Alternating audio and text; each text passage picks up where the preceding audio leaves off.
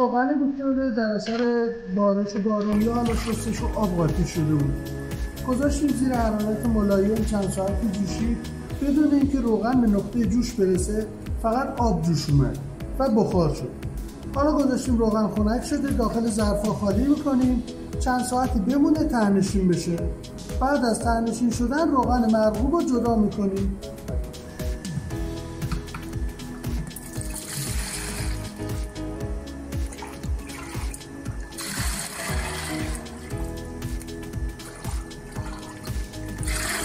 از این دقت کنید، این روغنیه که من تازه خالی کردم، این روغنیه که قبلا مونده و شفاف شده.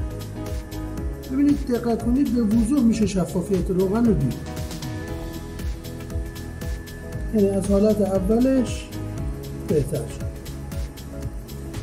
این روغنیه که تازه خالی کردم که داره